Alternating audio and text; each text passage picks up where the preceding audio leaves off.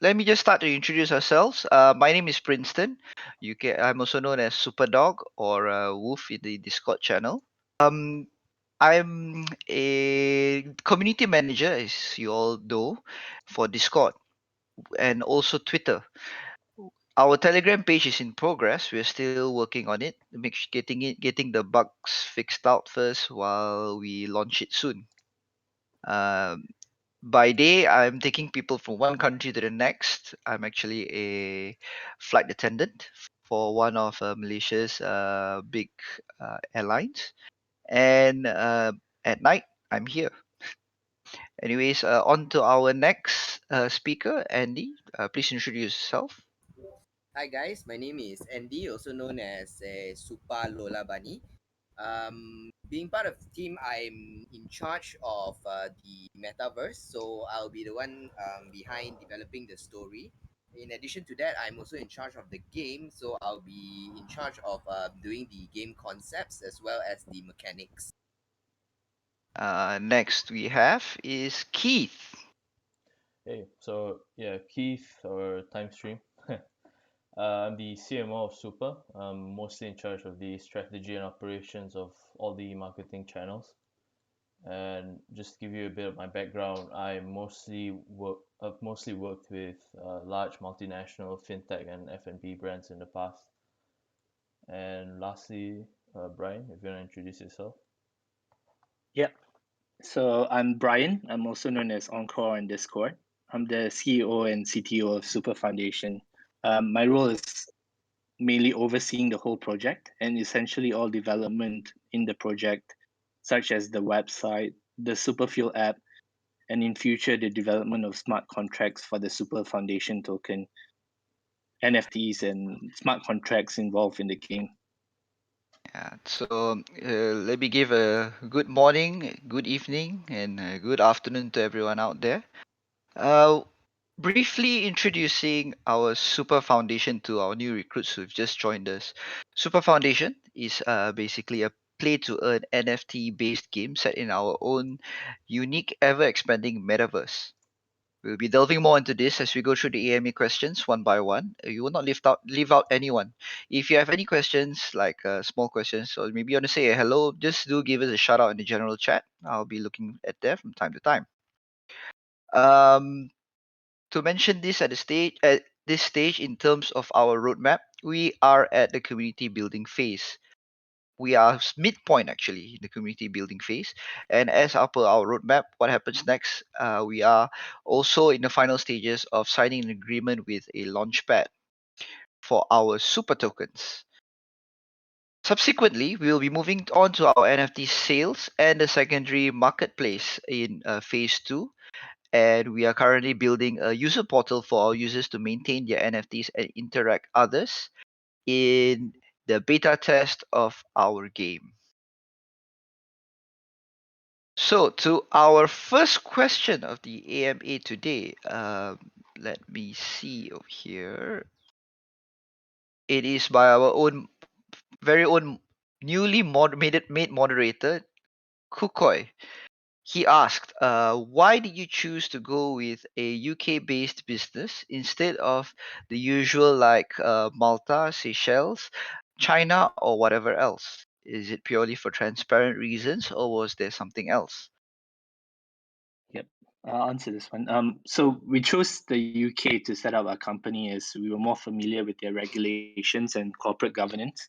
I personally worked in the UK for about 7 years, and filed my own taxes and so on. So I'm more familiar with the system. We're all around the world. Two of us are in Malaysia. I'm in Australia, and one of us is in the UK. So we decided the UK as a startup business that is very community focused. We felt the country with strong regulation and corporate governance, such as them requiring us to do yearly audits, would provide confidence to the community. We are also fully KYC'd with the UK Companies House.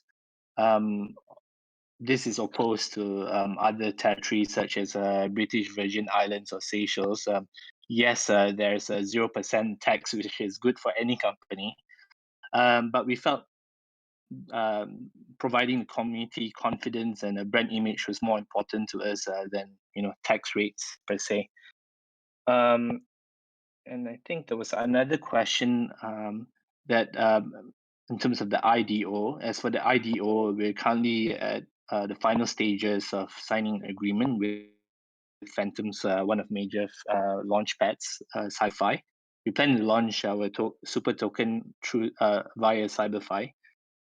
There should be a minimum amount for to participate in the IDO, but this again is subject to finalization.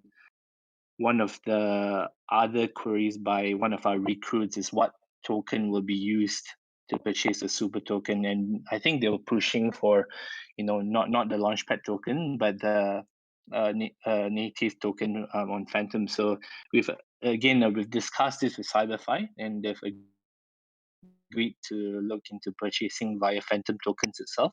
And yeah, we'll keep you guys up to date. Yeah. So next question is from Roy David. He says he's been here on the server for a while and he does not know what's going on. All he knows is that he's been mining S fuel, so he wants us to explain if in full what we should be expecting. So ultimately, everyone, even us, we're really excited for the game that will be set in a rich, expanding universe, metaverse, and but at this stage, as we previously briefly covered, we're currently in the final stages of signing agreement with CyberFi, and currently in the community building phase. So we urge you guys as community members to let others know about our project, because this is very much community focused and the success will rely on the community. We then plan to sell our super token as part of phase one, and then be listed on popular exchanges such as Spooky Swap and Spirit Swap, where users will be able to yield farm as well. And thereafter, we plan to have the NFT sales, the secondary marketplace, as part of phase two of our roadmap. We will then be engaging with a game development studio to develop our game. This is, of course, to ensure high quality production of the game, and will be very much hands-on in the game development to ensure it's user friendly, it's fun to play, and that it meets our standards. Yeah. Yeah, awesome. I see we have a bit more listeners. Welcome to the channel. Tom DeEto, Cox, and Weng Seng. Do give a shout out in general, and we good morning or good afternoon to everyone there. Okay, so on to the next question we have by Sir Mittens. He's asking, what price are you thinking of starting the ICO at, and where are you planning on being on any exchanges? Yep. So at this stage, we feel it's still a bit early to set a price for tokens, and it all depends on the total number of community members we have at launch. As we want to be able to hear feedback from the community and also allow every member to be able to purchase our super tokens. We like to aim for at least 5,000 recruits at launch. Before launch, we are aiming for about 2 Phantom per super token. Obviously, this is subject to change. We do have a plan to have a fixed supply of the tokens to 10 million super tokens as per the light paper. And obviously, this is will be depreciating in the sense that there will be mechanics to burn the token. We're planning to sell up to 35% of the total supply at launch. So the supply is fixed. We'll try to set the price so that it's reasonable for everyone in the community to participate. Okay, cool. All right. Next question is by H himself. He said this is a similar question to Ash Mash. I think two people asked quite similar questions. Um, there's some very successful NFTs out there, albeit different, like 8-bit world seems to be a very successful one on the FTM blockchain. So his question is, what are your plans to stand out? And are you looking to introduce potential new technologies to other P2Es? Sorry, that other P2Es may not have. All right, so I'll take this question. So basically, our unique selling point of our project is firstly our game. It is not an entirely new game; it's an innovation of existing games which are successful in their potential market. We have basically taken this and put them together. So for those of you guys who are familiar with card games, we have references such as Magic the Gathering, Hearthstone, and even the new baby to play to earn, right? Axie Infinity. In addition to that, we are incorporating it with a tower defense game and also a chess-like game. So it is an exciting new concept, but also familiar to gamers out there. In terms of how the NFT will play a part in this game is that the NFT will function as a playable character with its own unique hero power. So this will create different type of gameplay depending on how you want to play your characters. So the NFT itself, what it'll do is apart from giving hero powers, they will also provide in-game currency, which will be used to purchase pods, which are also known as packs, and that's how you will obtain more cards. So after our initial NFT sale, we won't be releasing any more NFTs.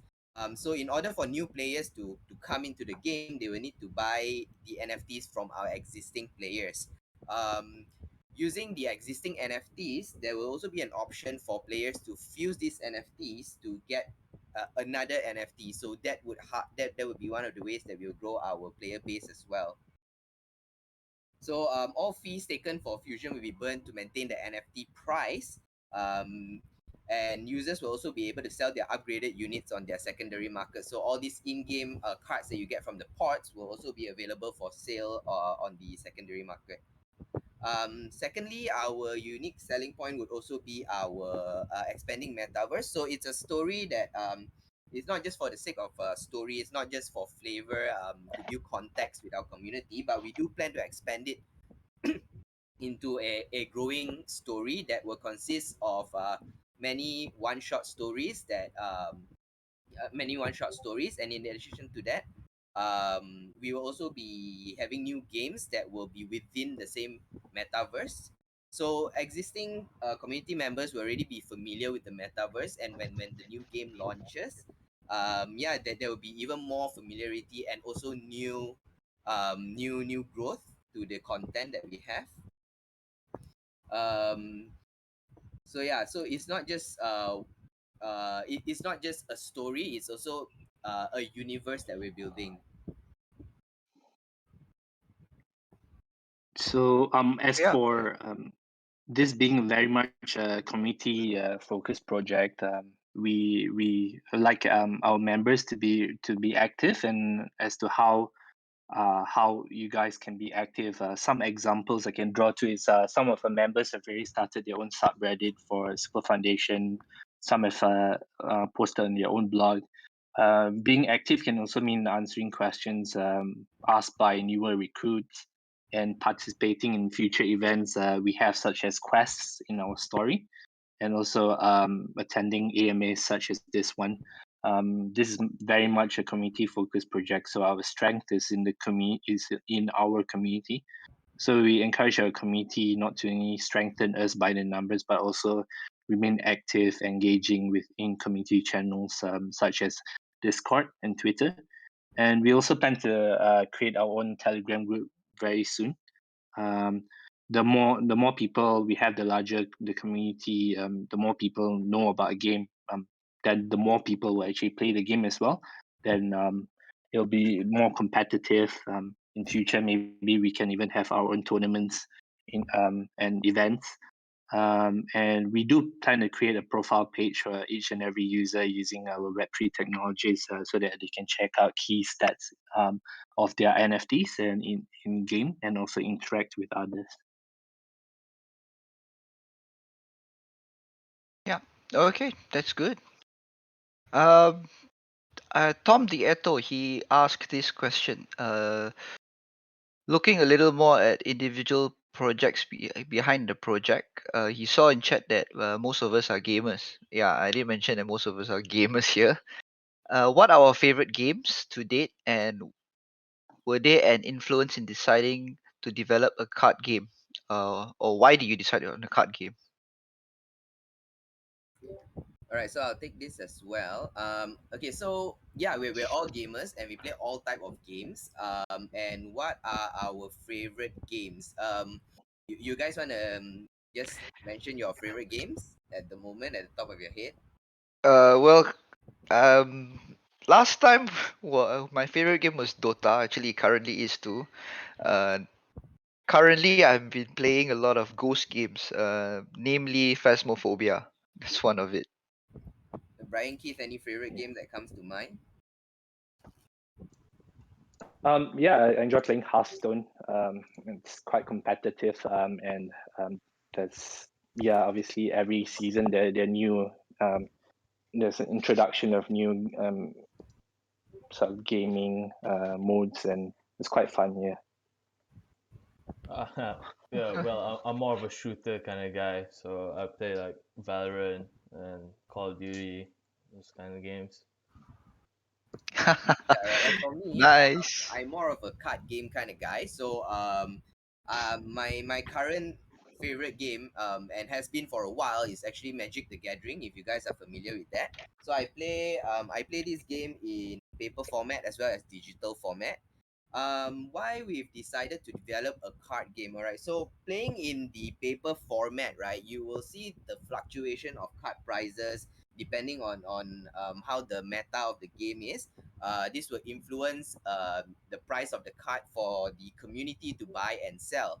But this, of course, is in real life, and we're talking about fungible assets. Um, so, um, in terms of digital gameplay, I'm also playing Magic the Gathering Arena. So I do spend money on both as well. The main gripe that that we have is that when you do play it in real life, you're not able to play it with people around the world because it has to be face to face, tabletop. Yes, there are there are ways for you to play via webcam and all, but it doesn't give you the same feel as the as playing it in real life. And on the other hand, when you take that away, when you have the digital format where you can play with everyone in the world, your your digital assets are not truly yours. Whatever money that you spend on the game is just there in the game, and when you do decide to take a break from the game, or when you stop, you can't monetize your digital assets. So in real life you can sell your cards, but digitally you can't, right? So we decided to make a card game because we believe that the collectible aspect of the NFT would tie really well with a card game. So not only do you have digital assets that you can use in game, you also have digital assets that you can sell. Your extra stuff that you don't need. Yeah, so there are there's a lot of potential, not just for us to develop the game, but there's also a lot of potential for our community to earn through this aspect as well. Oh, that's cool. All right. We have a question here from Machum. He says, "Can you elaborate more the privileges of S Fuel, such as where can it be used, or can it be exchanged with the main token, etc., or is it still being planned?" Yeah. So the STO is very much a community engagement, a loyalty app that we set up to reward early recruits, early adopters. So it will later be claimable in-game for exclusive in-game items that will not be available for the general public when the game launches. It, using these tokens, you can claim in-game items that can be later kept, or if someone decides to resell it on the secondary market as well. Yeah. All right. So, H just ask another question. Do you have plans to have rare NFTs, or what would constitute as a rare NFT? How would we able to differ? So I guess our NFTs will be mainly divided into two types. So one, I guess we'll be talking about the virus and nanocells NFT, and later on we'll be talking about the NFTs in the form of units or playable characters or cards. So the in terms of the rarity of the viruses and um, the nanocells, the rarity will be determined based on the attributes that we have that will be uh, produced when we mint the NFTs. These attributes will come in different elements, and some will be skewed towards one element compared to another.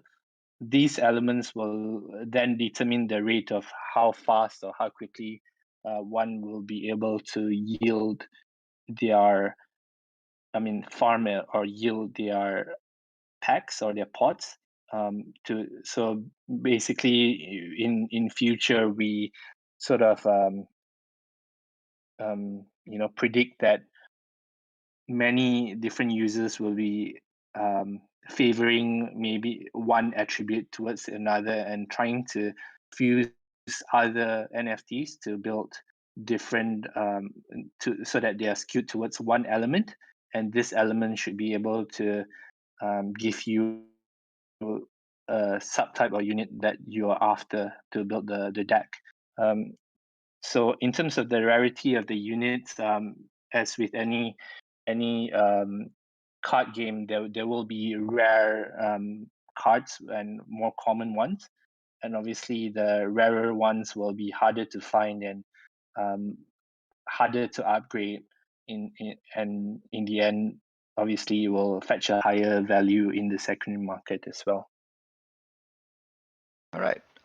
Following to that question, Tom D. Atto, he asked, do you have any indicative or a ballpark expectation of the NFT prices?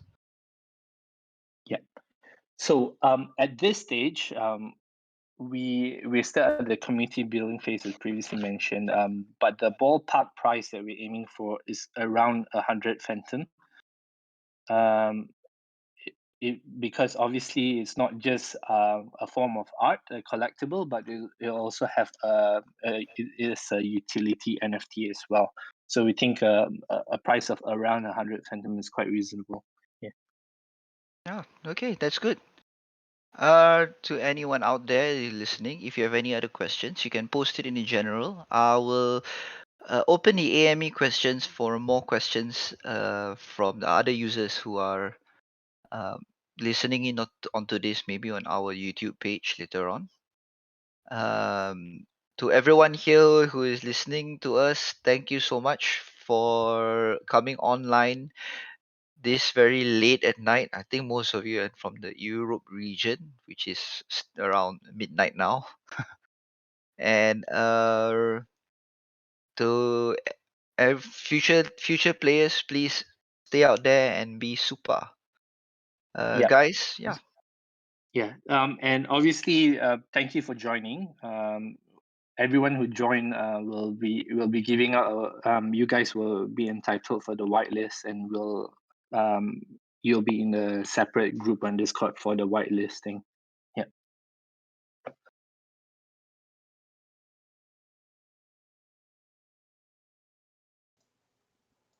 Thanks, Tom Eto, Tom the Eto. Cheers to you as well for taking your time to join us, and also H. Thank you for all the questions you have posed, and thanks everyone. We shall see you around. Stay super.